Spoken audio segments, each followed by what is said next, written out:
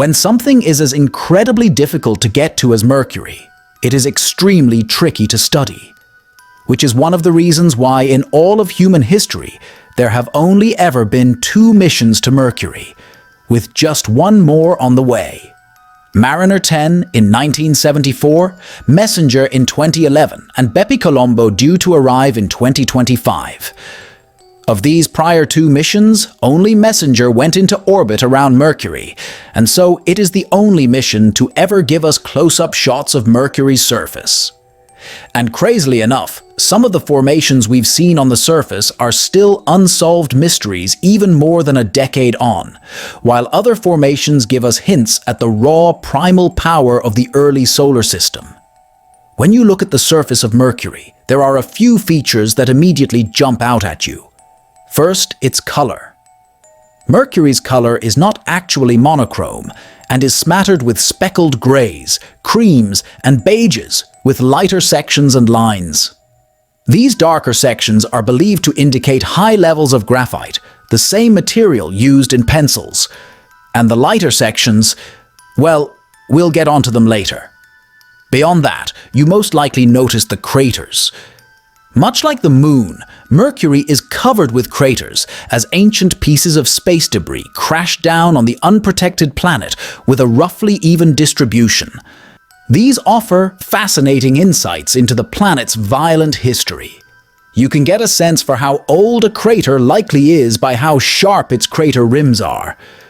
Sharp and crisp rims are likely a lot more recent than the older, rougher rims that have had more time to erode down due to the natural processes happening on the planet. Sometimes asteroids strike within the same place as older collisions, creating overlapping craters of differing ages, such as the craters here. But it is in the difference between these older and younger craters that we get our first fascinating clue about the surface of Mercury. It is an active, flowing place. Although there is no real atmosphere to produce the weathering we would imagine, evidently things on the planet's surface do not remain static on an astronomical timescale. In fact, here's an interesting phenomenon to illustrate what I mean. As you look over the surface of Mercury, you might notice certain ridges that crisscross certain parts of the planet. Here are some very prominent examples towards Mercury's north. When I first saw these strange ridges, it made me think of crumpled paper. Is this something similar? These ridges are hundreds of kilometers across and can be found all over the planet. So what has caused them? Well, scientists believe that in Mercury's past, the planet was much warmer. This may seem weird considering Mercury is so close to the Sun. Why would it have cooled? However, these lines prove this is the case. As the core of the planet cooled, it contracted. And much like a grape shriveling down to become a creased raisin, the surface crust of Mercury seems to have buckled and bunched up in line with this cooling process. This is a fascinating phenomenon that distinguishes Mercury from our Moon, as this cannot be found there to anywhere near the same degree. But Mercury's surface is not just crumpling, it is also smoothing out. In this crater, there is evidence of slumping having taken place. While about 90 degrees of the crater wall has retained its shape, the remaining 270 degrees has slipped further into the crater bottom, breaking away from the rest of the rim under the force of its own weight.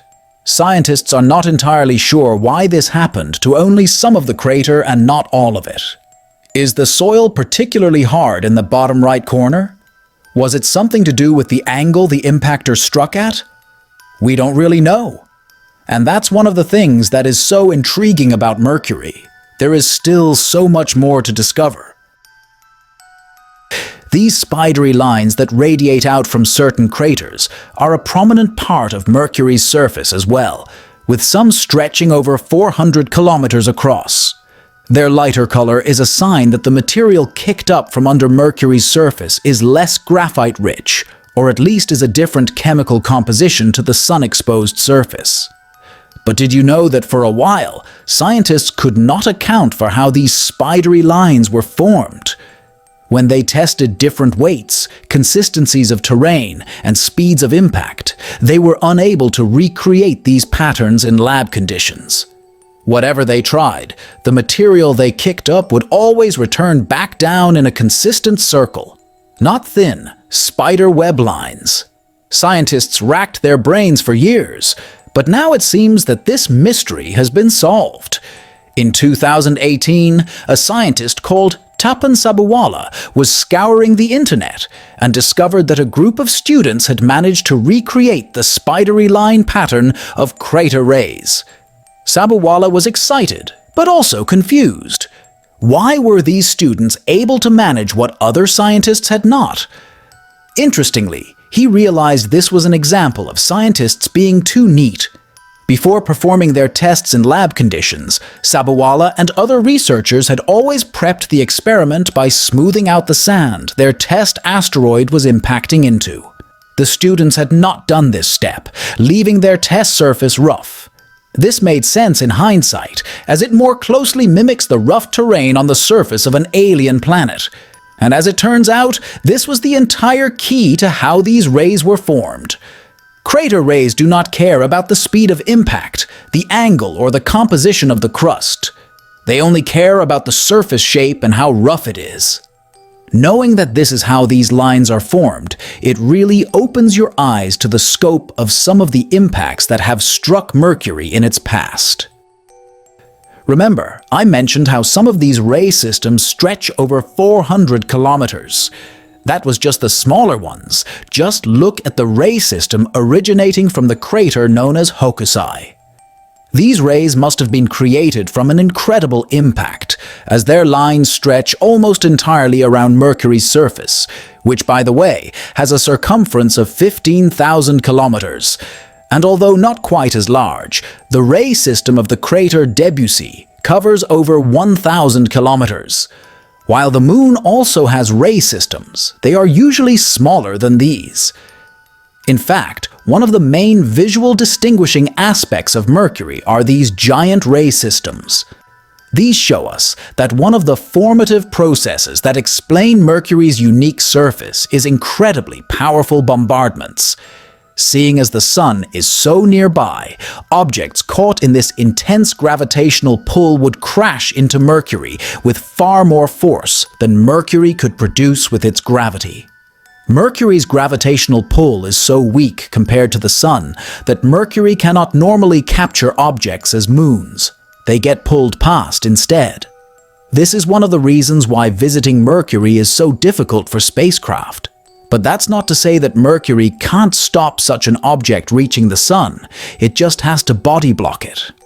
Yet this explanation cannot explain this last formation. Take a look at one of the most fascinating craters on Mercury, Apollodorus, and its surrounding Pantheon fossae. At first glance, you might think that there is nothing too unusual about the crater Apollodorus. Yes, those fractures running out from the center are a little unusual.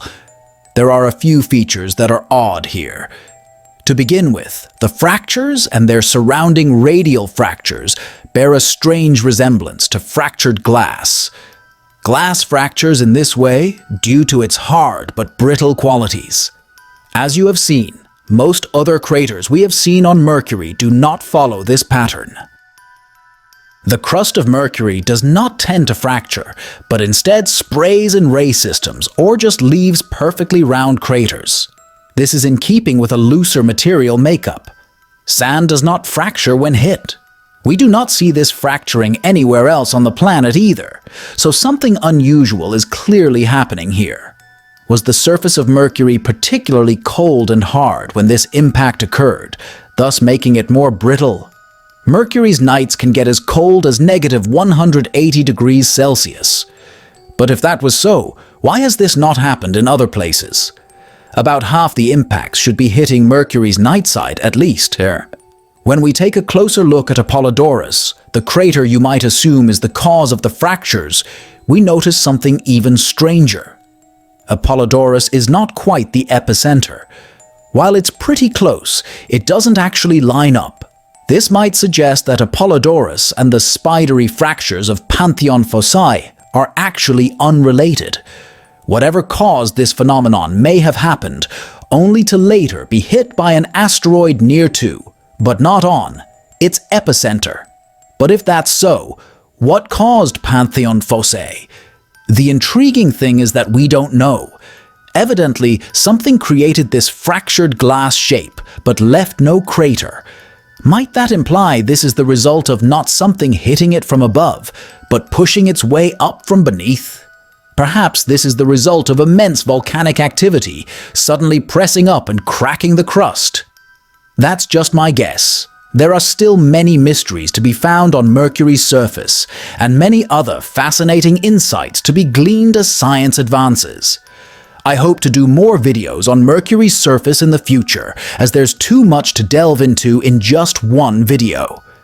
For now, at least know that Mercury's surface is an evolving place, moving and developing, albeit over a timescale of millions of years.